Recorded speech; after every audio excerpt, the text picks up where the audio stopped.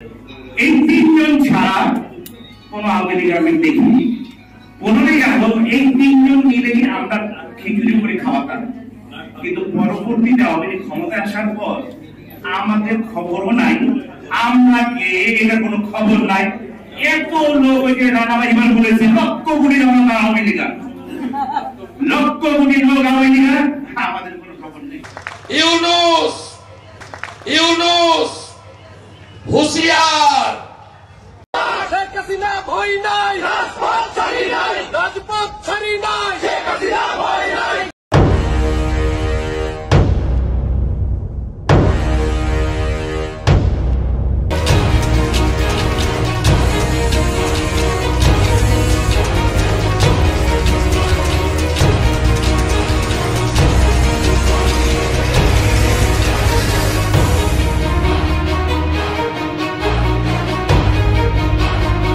হিন্দুদের বিরুদ্ধে বলেন ভারতে পালিয়ে গিয়েছে শেখ হাসিনা, সেখানে বসে মোর্চাকে ঢিল মারছে।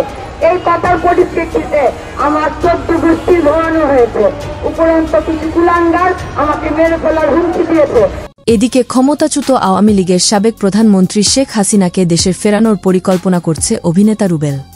রুবেলের এমন বক্তব্য শোনার পর বৈষম্য বিরোধী ছাত্র আন্দোলনের অন্যতম সমন্বয়ক হাসনাত আব্দুল্লাহ বলেন, যারা বাংলাদেশের টাকা পয়সা থেকে শুরু করে অনেক কিছুই লুট করেছে তাদের এই সোনার বাংলাদেশে ঠাঁই হবে না। যারা আওয়ামী লীগ করেন তারা সময় থাকতে ভালো হয়ে যান, আর যদি ভালো হতে না পারেন তাহলে আপনাদের পরিণামে অনেক খারাপ আছে বলে জানিয়েছেন হাসনাত আব্দুল্লাহ। এদিকে আবার ভারত যেমন বর্তমান অন্তর্বর্তীকালীন সরকারকে হুঁশিয়ারি দিয়েছেন, এবার ঠিক তার পাল্টা জবাব দিলেন অন্তর্বর্তীকালীন সরকার ডক্টর মোহাম্মদ ইউনূস। একটি প্রেস মিটিংয়ে ডক্টর মোহাম্মদ ইউনূস বলেন, যারা আমাদের দেশকে দুর্বল ভাবছেন তাদের হুঁশিয়ারি করে বলি, আমাদের দেশের মানুষ এখন সবাই আবু সাঈদ ও মুগ্ধর মতো একজনকে মারলে এখন 40 জন দাঁড়িয়ে যাবে বলে মন্তব্য করেন অন্তর্বর্তীকালীন সরকারের প্রধান উপদেষ্টা ডক্টর মোহাম্মদ ইউনূস। আমরা এখনো সেই জাতি, যেই জাতি এই 5ই আগস্ট থেকে আমরা যাত্রা করেছিলাম স্বৈরাচারী সরকারকে বিদায় দিয়ে, সেই জাতি এখনো সেই সজাগ আছে, সে মজবুত আছে। সে মজবুত জিনিসটা দুনিয়ার সামনে তুলে ধরা। তারা যেন মনে করছে যে এর মধ্যে ঠান্ডা হয়ে গেছে, ওটা ঠান্ডা আমরা হই নাই। আমরা সেই সতেজ। যখন আমরা দেখি পুলিশ বলে যে স্যার একটা মারি তো 4টা দাঁড়ায় যায়, এখনো 4টা না 40টা দাঁড়াবে। এবার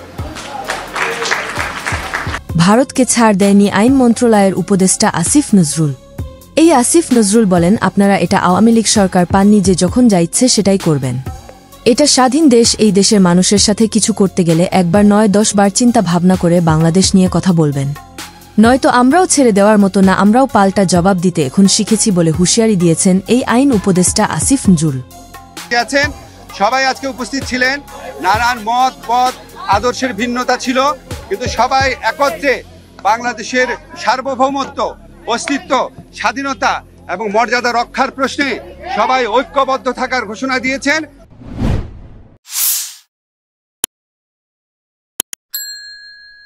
ভিডিওটি দেখার পর আপনাদের মূল্যবান মতামত আমাদেরকে কমেন্ট করে জানিয়ে দিতে পারেন।